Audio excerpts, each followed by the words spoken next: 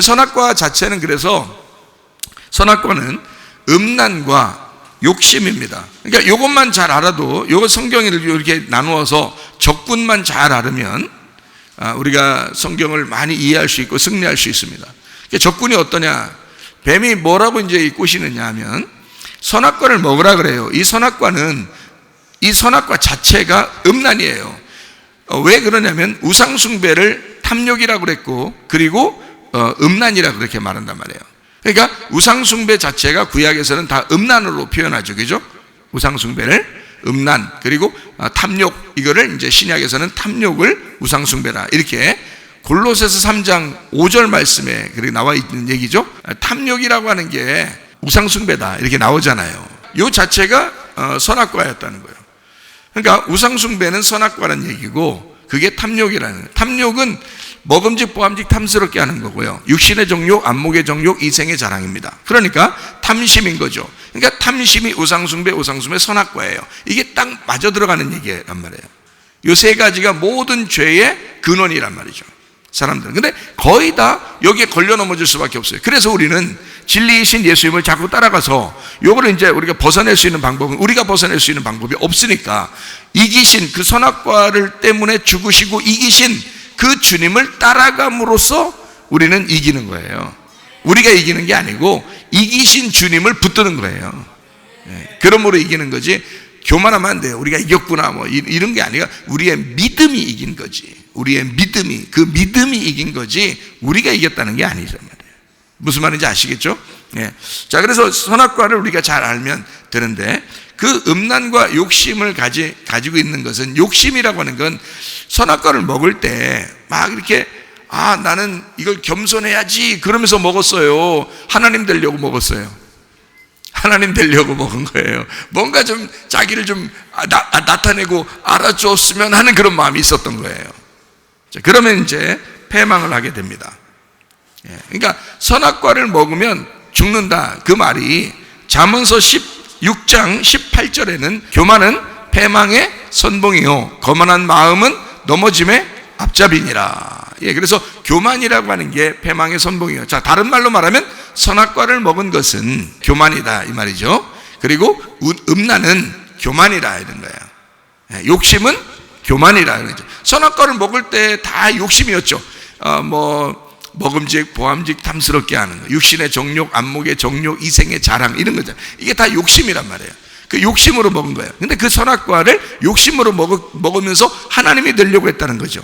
자기 좀 알아달라고 했던 거예요. 그래서 그걸 교만이라 그렇게 말하는 거예요. 그래서 성경은 교만이라는 죄를 굉장히 싫어합니다. 성경은요, 교만이라는 걸요. 겸손해야 돼요. 무조건 여러분과 저는 죽을 때까지 겸손하다 가야 돼. 겸손. 베드로전서 5장 5절에 뭐라고 돼 있어요? 젊은 자들아 장로들에게 순종하고 다 서로 겸손으로 허리를 동이라 그랬어요. 하나님은 교만한 자를 대적하시되 겸손한 자에게는 은혜를 베푸시느니라. 그래서 겸손으로 둘러매라는 거예요. 야곱이라는 사람 있잖아요. 굉장히 교만했어요. 하나님 앞에 축복을 받고 그래가지고 교만했단 말이에요. 그러니까 돌아올 때 어떻게 해요? 그 삼촌네 집에 갔다가 돌아오면서 어떻게 해? 하나님 나 좀 복을 내려 주십시오. 나 죽을 것 같습니다. 막 이러니까 막 하나님하고 씨름을 했죠. 싸움이 벌어졌어요. 그때 하나님이 너 이겼다고 하기 전에 어떻게 했어요? 환도뼈를 부러뜨려 버렸죠. 허리에 힘을 쓸 수 있을까 없을까? 못 쓰는 거예요. 이제 허리에 힘을 못 쓰는 거예요. 왜 그렇게 만들까요? 너 겸손해야 돼, 그 말이에요.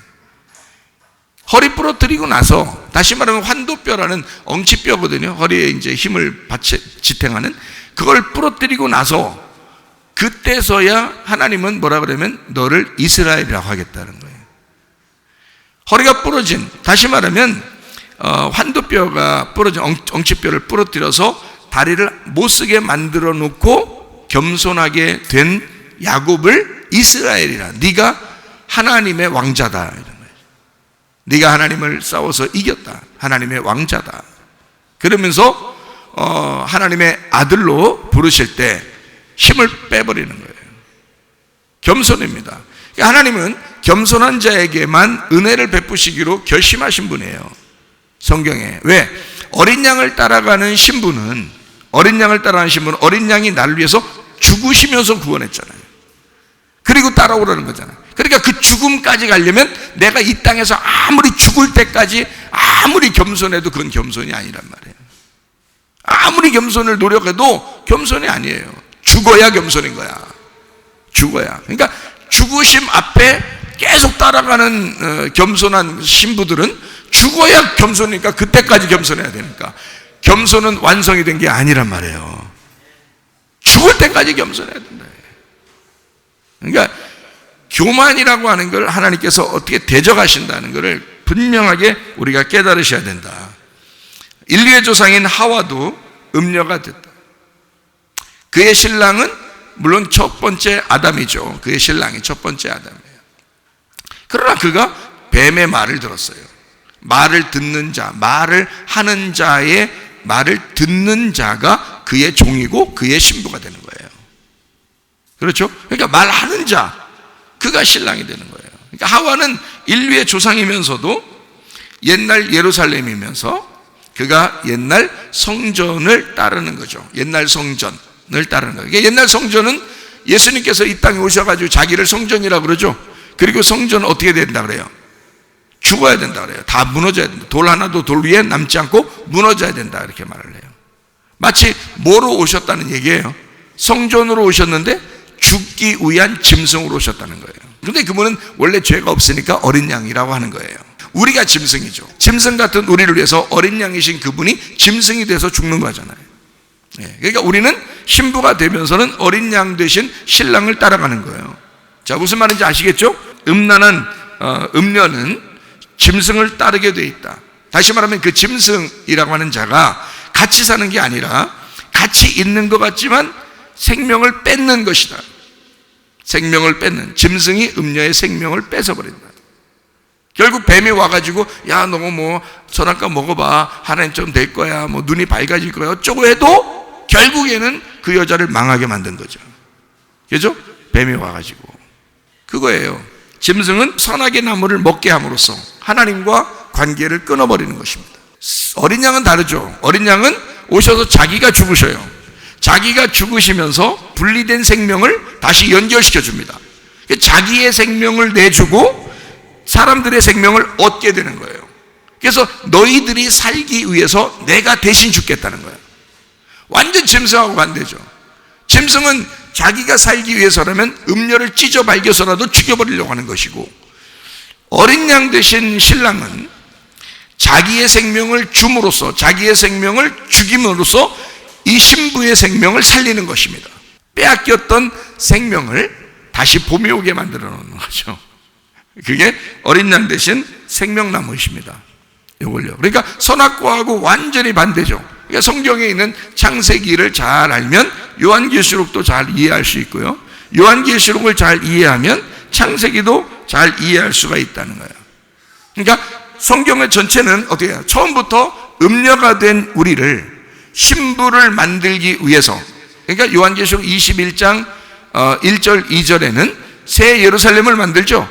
처음 하늘과 처음 땅이 없어지고 새로운 땅과 새로운 하늘이 만들어지잖아요. 그러니까 처음에 창조된 우리를, 이게 이제 음녀가 됐단 말이에요.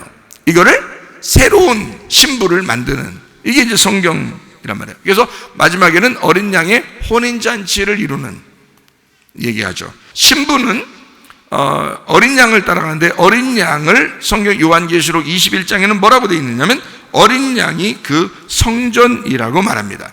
자, 봐요. 요한계시록 21장 22절의 말씀을 한번 봅니다. 성 안에서 내가 성전을 보지 못했는데 이는 주 하나님 곧 전능하신 이와 및 어린 양이 그 성전이라는 거예요. 그러면 옛날에 그 짐승도 있을 거 아니에요. 옛날 짐승도 뭐라는 거예요? 옛날 짐승도 성전이라는 얘기지. 무슨 말인지 알겠어요? 옛날 짐승도 성전인 거지. 근데 옛 성전인 거지. 그 죽어야 되니까, 무너져야 되니까, 그 멸망돼야 될, 무너져야 할 짐승인 거지. 그럼 여기서는 어떻게? 요한계시록 21장 22장에는 새 예루살렘이 이루어지는 거죠. 새 예루살렘 안에는 무슨 성전이 있어야 되겠어요? 새 성전이 있어야 되겠죠. 근데 그 새 성전은 어떻게 해서 이루어진 거예요? 어린 양이 죽어서 부활해가지고 이루어진 거니까 다시는 안 죽는 거지. 그래서 새로운 성전이 됐다, 부활한 성전이 되었다, 이 말이란 말이에요. 그게 누구라고요? 어린 양 대신 예수님이라고요. 그러니까 지금 어린 양하고 짐승하고 계속 비교를 해주는 거예요, 여러분에게. 짐승은 앞에 있는 거, 어린 양은 뒤에 마지막에 마무리되는 거, 그죠? 앞에서 선악과를 먹은 건 음녀, 뒤에서 마지막에 음녀가 멸망하고 신부가 되는 건 우리 교회. 이렇게 해서 새 예루살렘 이렇게 나눠졌다, 그죠? 그러니까 옛날 예루살렘과 새 예루살렘, 그죠? 옛날 예루살렘은 뭐예요? 음녀죠. 옛날 성전은요, 짐승인 거고, 그죠? 아주 간단하죠. 이게 딱 성경 나누어지니까. 새로운 예루살렘은 누구예요? 신부인 교회. 새로운 성전은 누구? 어린 양 대신 예수님. 이렇게 됐죠.